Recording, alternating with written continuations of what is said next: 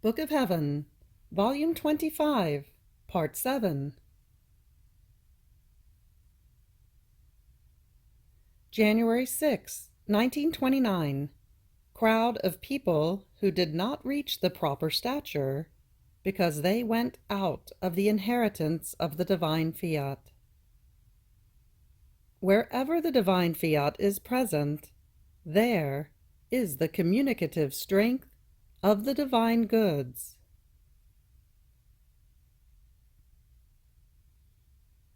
I continue in my usual abandonment in the divine fiat, and while I was following its acts, I saw a crowd of people, all of small stature, malnourished, sickly, scrawny, and some of them wounded. In this crowd there was neither childlike freshness, nor the beauty of the young age, nor the dignity of the mature man. They seemed to be an odd assortment of people without regimen, starving, without sufficient foods. And if they ate, they were never satiated. How much pity this great crowd aroused, that seemed to be almost the whole entire world. I did not know who they were, nor the meaning of their nature, that none of them had reached their proper stature. And my beloved Jesus, sighing, came out from within my interior and told me, "My daughter, what an unhappy crowd!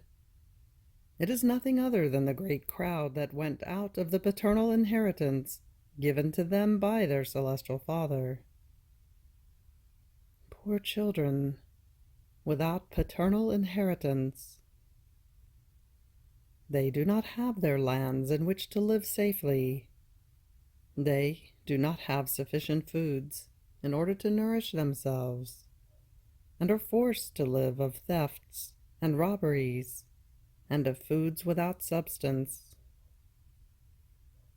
Therefore, it is almost difficult for them to grow to proper stature, because their members do not have sufficient strength to develop, and so they are scrawny, infirm, starving, without ever becoming satiated. Everything they take is not suitable for their growth, because they are not food suitable and established for them, nor belonging to their inheritance. My daughter, the inheritance given by my celestial Father to this crowd of people was my divine will. In it, they were to find food in order to grow to proper stature, balsamic air to be rendered healthy and strong. That was to portray on their faces the freshness of a child, the beauty of the young age, and the dignity and grace of a mature man. There was no good that this inheritance did not possess, of which man was to be the master, and have at his disposal all the goods he wanted, in the soul and in the body. So, as man went out of the inheritance of my divine will, he no longer found things at his disposal. He was no longer master, but servant, and he is forced to live of hardships. How can he grow to proper stature? This is why I await with so much love the crowd of those who must live in our inheritance of the divine fiat. It will form for us the beautiful crowd with proper stature, beautiful and fresh, that will be fed with nourishing foods, that will render them strong and developed. And they will form all the glory of our creative work. Our sorrow is great in looking at this crowd, unhappy and deformed. And in our sorrow we repeat, ah, our work did not come out of our creative hands as infirm, without beauty and freshness, but it was a delight to merely look at it. Even more, it enraptured us, so beautiful it was. But while we say this, our love swells and wants to overflow outside. And it wants to put our divine volition on the way, to make it rain in the midst of creatures, so as to make us restore, beautiful and gracious, our work, just as it came out of our creative hands. Then I continued to think about the Supreme Fiat, and oh, how many things I comprehended about it. I seemed to see it, all majesty, all light, pouring out happiness, strength, sanctity, love. And these outpourings formed endless seas that wanted to pour themselves over creatures. But alas, they would not give a thought to receiving them, and these seas would remain suspended above their heads. But while my mind was immersed in the divine fiat, my sweet Jesus, moving in my interior, told me, "My daughter, wherever the divine will is present, there is the communicative strength of all the divine goods, and like mighty waves, or outpourings of happiness, of light, of strength, and so forth, flow over the creature who possesses it. And it has the virtue of changing the nature of the hardest, the most painful, the most bitter things. Wherever my divine fiat is present, the hardest things become so very soft. Pains change into joys, bitternesses into sweetnesses. The earth becomes heaven. The sacrifices, conquests. Your example is more than enough to convince you of what I am telling you. See, if my will were not present in you, nailed as you are, inside a bed for so many years, without seeing and enjoying either the sun or the air or any pleasure of the earth.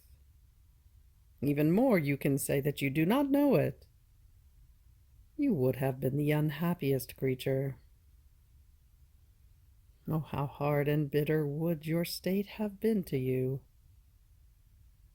Yet my divine fiat, possessing the source of happiness, pouring itself over you and flowing even in the marrow of your bones, communicates to you its happiness. And with its strength, it puts all evils to sleep for you and renders you happy. And if you knew how content I am in seeing you happy,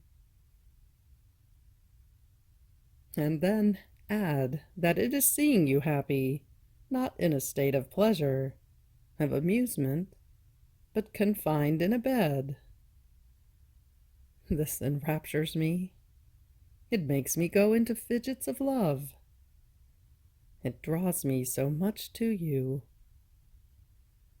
And in my delirium of love I say to you, O prodigy of my divine fiat, that renders my daughter happy in a state that the world would have cried out as unhappiness, misfortune, and maybe never before seen and understood.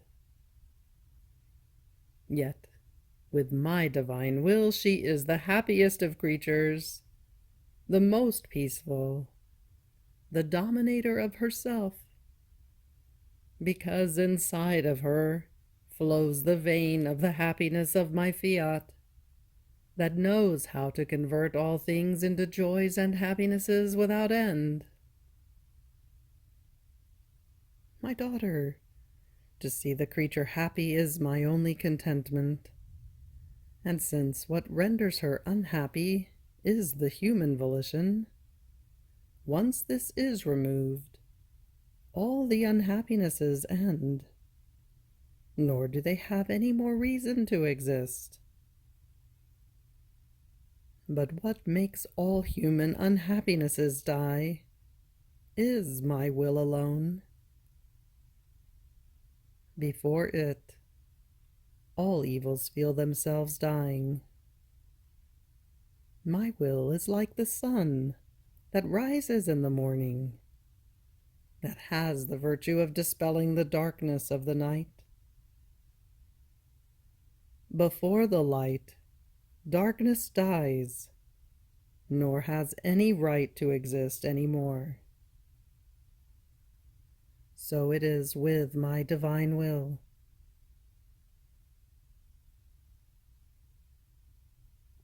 January 13th, 1929. The Prophets. How the kingdom of redemption and that of the Fiat hold hands. Necessity that what regards the kingdom of the divine will be known.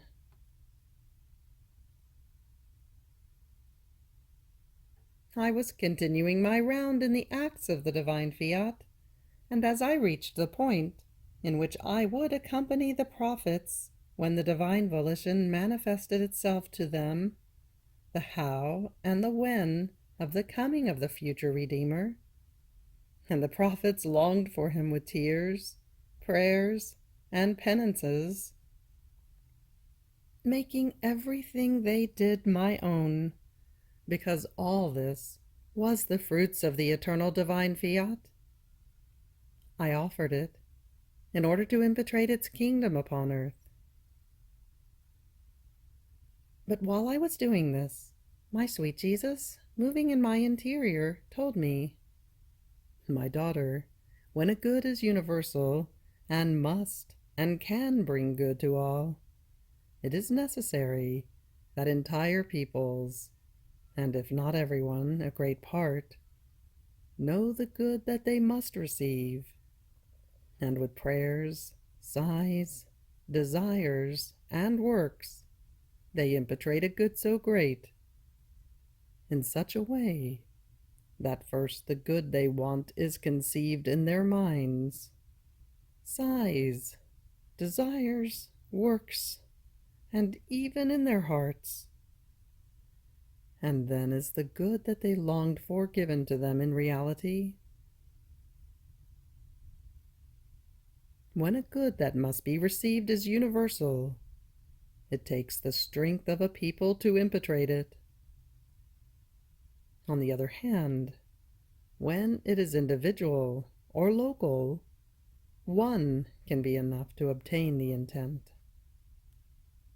Therefore, before coming upon earth and being conceived in the womb of the sovereign Queen of Heaven, I can say that I was conceived in the minds of the prophets, and I confirmed and gave value to this sort of conception in them through my manifestations of the when and the how I was to come upon earth in order to redeem mankind. And the prophets, faithful executors of my manifestations, acted as trumpeters, manifesting to the peoples with their words what I had manifested about my coming upon earth, and conceiving me in their words, they made the news that the word wanted to come upon earth fly from mouth to mouth. And by this, not only was I conceived in the word of the prophets, but I remained conceived also in the word of the people, in such a way that all talked about it, and prayed, and longed for the future Redeemer. And when the news of my coming upon earth was diffused among the peoples, and almost an entire people, with the prophets at the head of it, prayed and longed for with tears and penances, only then, being as though conceived in their wills, I let the Queen come to life, in whom I was to conceive, in reality, so as to make my entrance into a people that had been longing for me and desiring me for 40 centuries. What a crime would the prophets not have committed, had they concealed, hidden within themselves, my manifestations about my coming.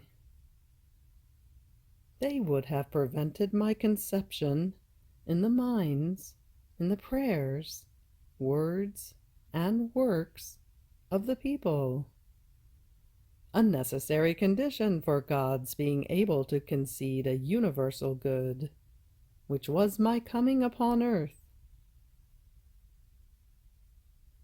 Now, my daughter, the kingdom of redemption and the kingdom of my divine fiat hold hands, and since it is also a universal good, such that, if they want it so, all can enter into it, it is necessary that many know the news about it, and that it be conceived in the minds, in the words, in the works and hearts of many, so that, through prayers, desires, and a holier life, they may dispose themselves to receive the kingdom of my divine will into their midst.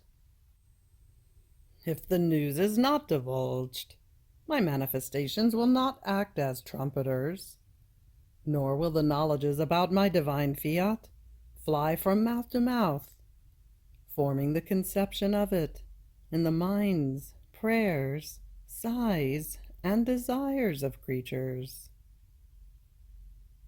My divine volition will not make its triumphant entrance of coming to reign upon earth.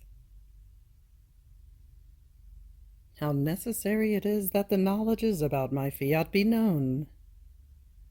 Not only this, but that it be made known that my divine will already wants to come to reign on earth as it does in heaven, into the midst of creatures.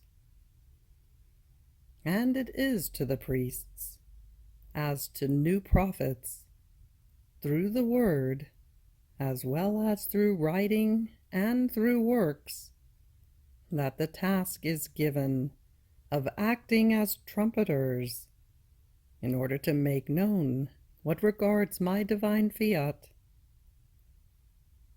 Nor would their crime be lesser than that of the prophets, had these hidden my redemption, if they do not occupy themselves as much as they can with what regards my divine will. They themselves would be the cause of a good so great, being neither known nor received by creatures. And to suffocate the kingdom of my divine will, to keep suspended a good so great, such that there is no other similar to it,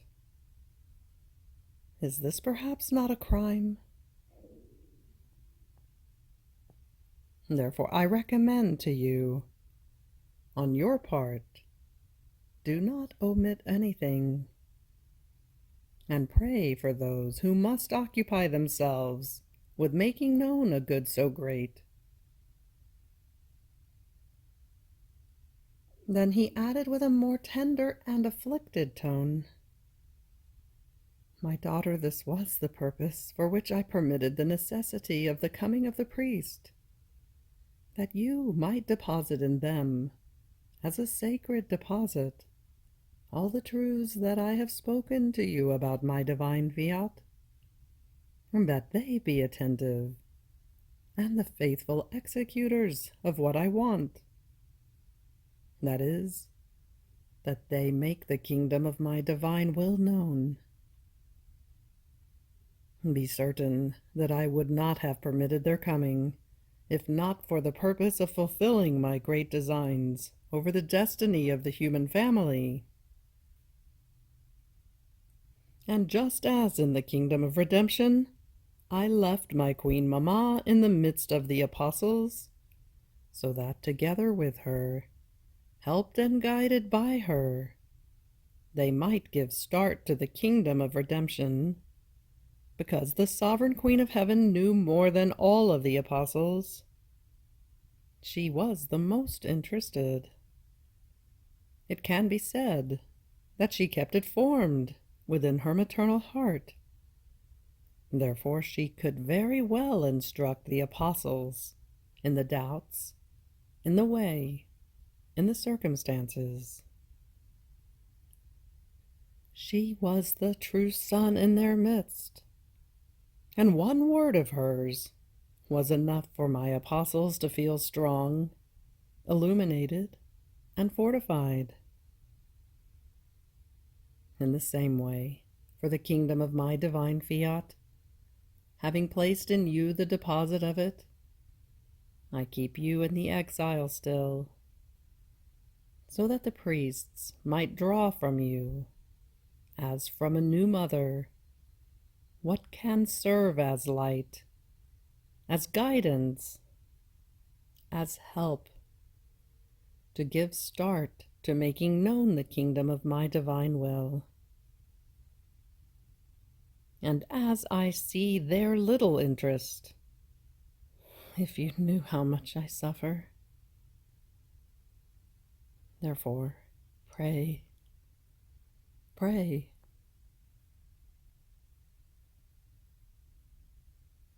January 20th, 1929.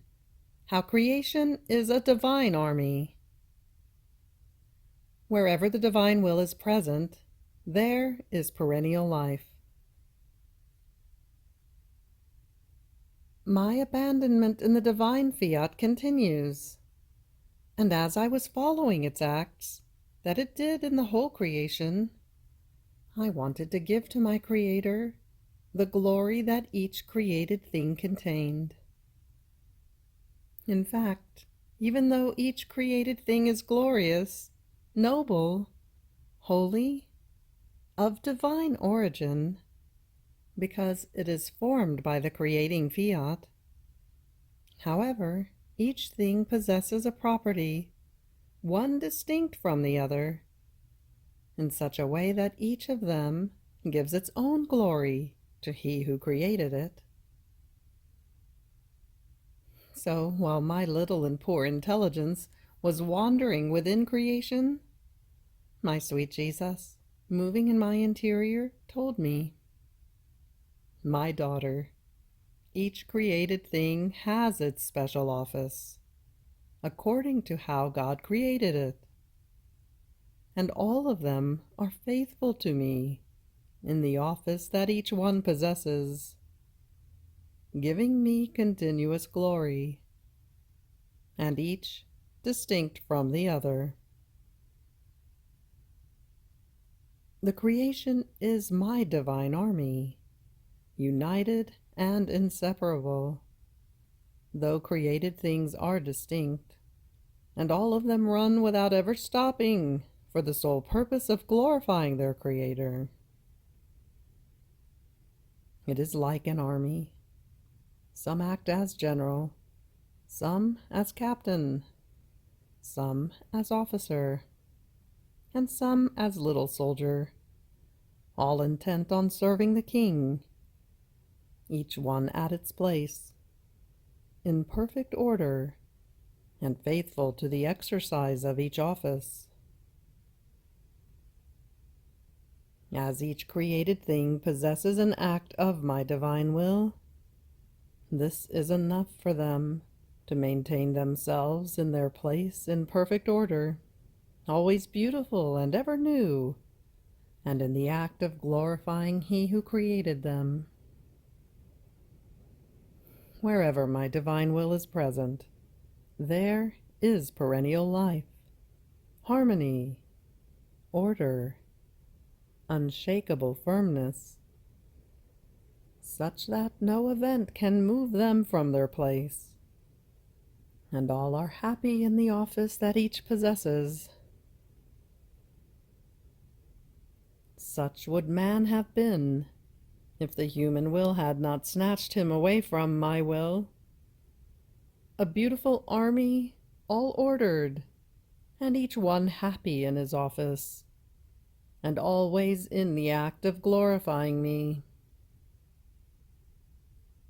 And while glorifying his Creator, he would remain glorified himself. This is why I want my divine Fiat to return to reign in the midst of creatures, because I want my army, all ordered, noble, holy, and with the imprint of the glory of their Creator.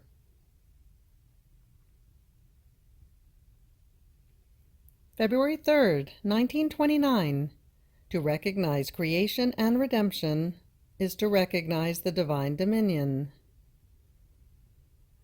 Tight bonds that exist between heaven and one who lives in the divine will, and how one who lives in it is all one piece.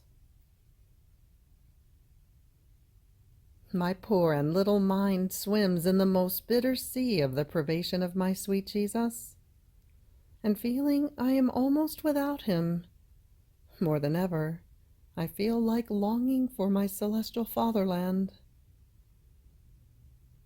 Oh, how bitter is the earth without Jesus! Together with him, it is more bearable, but without him one cannot live at all. And if it wasn't for the fact that close to the sea of his privation flows more extensive the sea of the divine Fiat, that with its light eases in part the bitterness and the intensity of the pain of the privation of Jesus, who knows how long ago I would have taken flight to the celestial regions because of the force of the pain. But Fiat, Fiat. So I was continuing my round in the creation and redemption, recalling within my mind all the acts done by God in order to follow them, giving for each act homages, adoration, love, thanksgiving.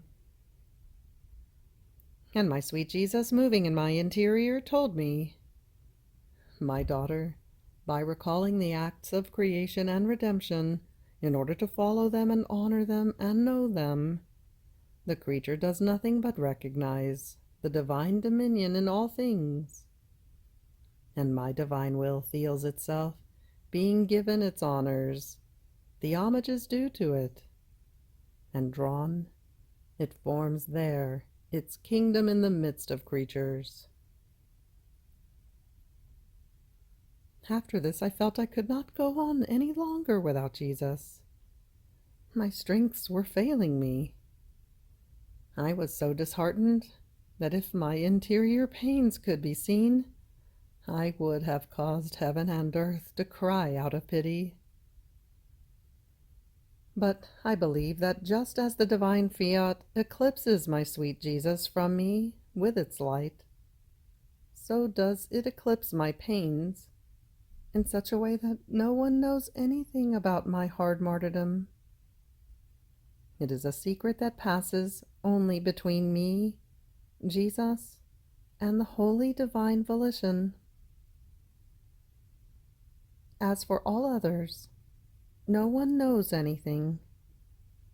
And in looking at me under the reign of the light of the Fiat, maybe they believe that I am the happiest of creatures. O power of the divine will, you know how to change things, and wherever you are present, you make everything appear as beautiful and good. Even more, with your light, you bejewel the panes, and make them appear as rare and precious pearls that enclose seas of joy and of happiness within themselves. How ingenious you are, O divine will! Under your empire of light, one can do nothing but remain mute, love you, and follow you. But while my little mind was wandering within its light, and in the terrible nightmare of the privation of Jesus, I just barely felt him move in my interior, and he told me, "My daughter, courage, do not lose heart. The whole of heaven is fixed upon you, and by the irresistible force of my fiat, they feel such identification with you that they cannot do without looking at you, loving you, and concurring in all your acts. You must know that the angels, the saints, the sovereign queen are all one piece. Their beings are nothing other than one single act of divine will. Therefore nothing but divine will appears in each of them.